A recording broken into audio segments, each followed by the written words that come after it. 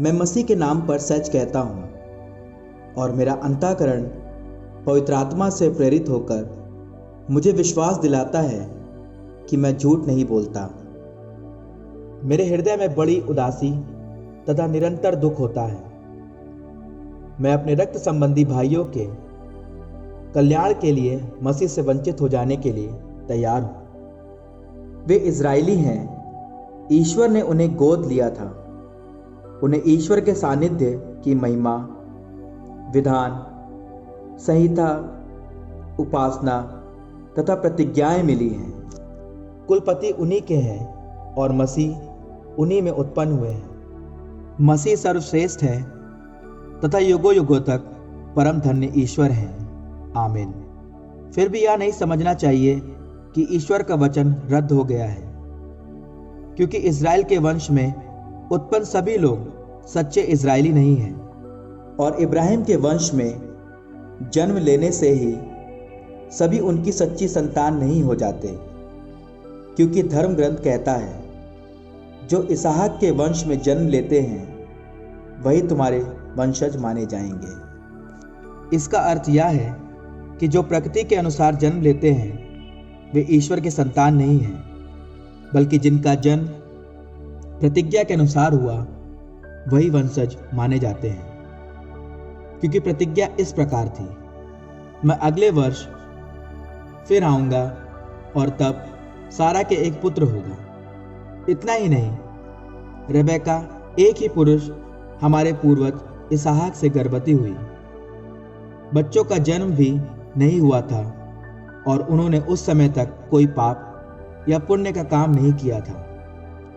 जब रेबेका से यह कहा गया, अग्रज अपने अनुज के अधीन रहेगा, या इसलिए हुआ कि ईश्वर का निर्णय बना रहे और यह निर्णय मनुष्यों के कर्मों पर नहीं बल्कि बुलाने वाले के स्वतंत्र चुनाव पर निर्भर है। इसलिए धर्म ग्रंथ में लिखा है, मैंने याकूब से प्रेम किया और एसाव से बैर। इस संबंध में हम क्या कहें? क्या ईश्वर अन्याय करता है?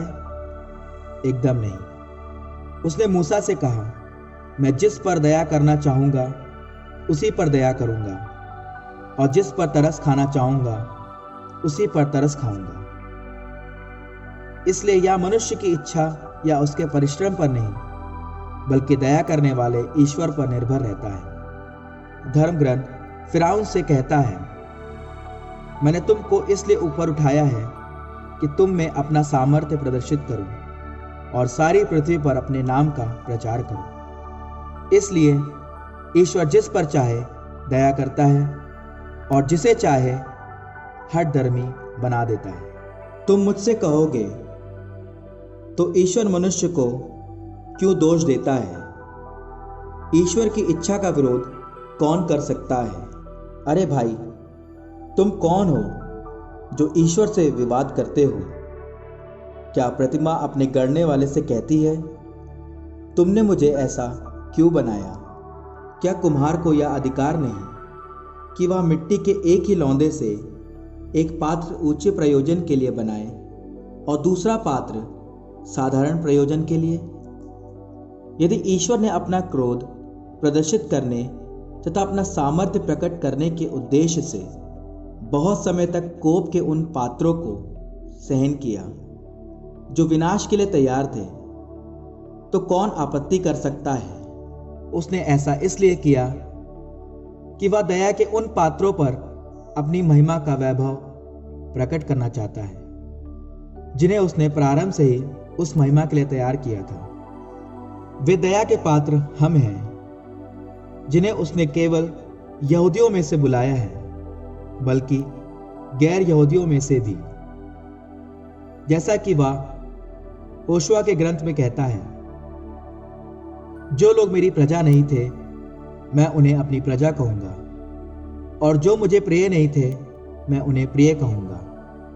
और जिस जगह उसने उनसे यह कहा था, तुम मेरी प्रजा नहीं हो, उसी जगह वे जीवंत ईश्वर के पुत्र कहलाएंगे। ईसाइयाह इज़राइल के विषय में पुकार कर कहते हैं, इज़राइलियों की संख्या समुद्र के बालू कणों के सदृश क्यों ना हो, फिर भी उनमें अवशेष मात्र मुक्ति पाएगा, क्योंकि प्रभु पूर्ण रूप से एवं शीघ्र ही पृथ्वी पर अपना निर्णय पूरा करेगा।